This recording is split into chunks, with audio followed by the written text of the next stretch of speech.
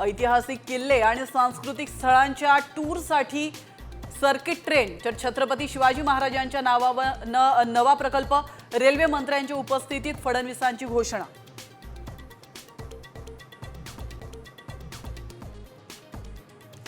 अश्विनी बिद्रे हत्या प्रकरणाचा आज निकाल। अभय कुरुंदकरला कोर्ट काय शिक्षा सुनावणार याकडे सर्वांचंच लक्ष।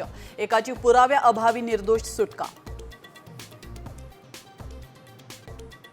गृहप्रकल्पांची माहिती जाहिरातींमध्ये ठळकपणे छापा, अन्यथा 50,000 दंड।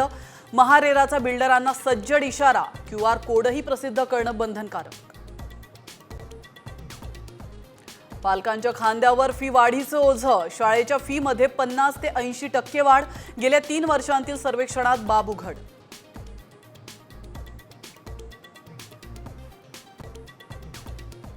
त्यामुळे 2 लाखाचे आंबे गेले, याचे मुळे नुकसान आधी सगळी द्या, मग कर्जाची सोय करू आम्ही।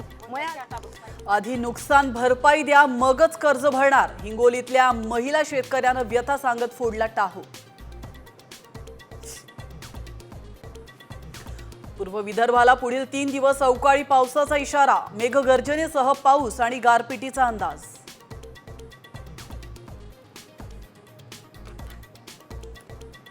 राज्यात टंचाईच्या झळा वाढल्या। 14 जिल्ह्यांमध्ये टँकरने पाणी पुरवठा।